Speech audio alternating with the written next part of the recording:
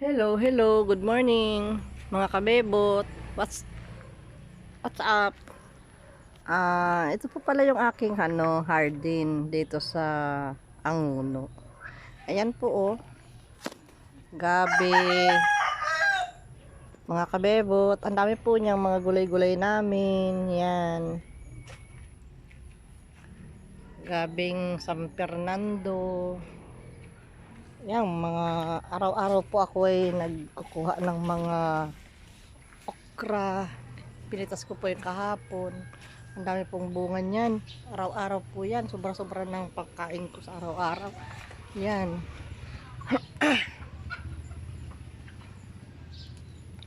Ayan po, sitaw.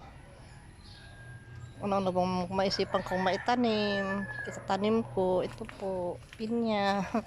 Yan. Kamote. Yan.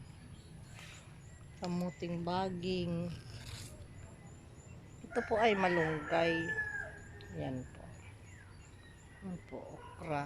Dami na po bunga ulit. Yan, mga kamuting kahoy. Yan po. Ang dami pa kami tinanim ditong mga malunggay. Ayan, nagbubuhay na po pala, mga kabebot. Ayan po oh. Yun, malunggay. Marami po yun eh. Hindi ko lang po alam kung saan tinanim nun ni Marina. May mangga.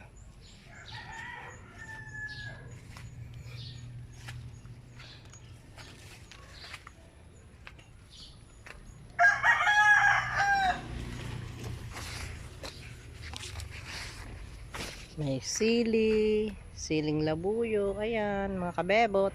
May mga bunga na po yan. Ayan. Lukbati. Ayan po. Ayan. Pandan. Serpentina. Mga herbal. Kung ano pong maisipan namin tinatanim po namin. Mangga. Guyabano. Ayan po. At po yan maliit pa lang, nagbubunga na po yung mga kabebot. Bayabas. Yan. Hanggang doon po yung mga kabebot to, sa dulo. May mga kamote po doon, may mga sili. Ayan, may manok po kasi. Baka po ako itukain. Yan. Punong okra po yan dyan. Yan, may mga bunga.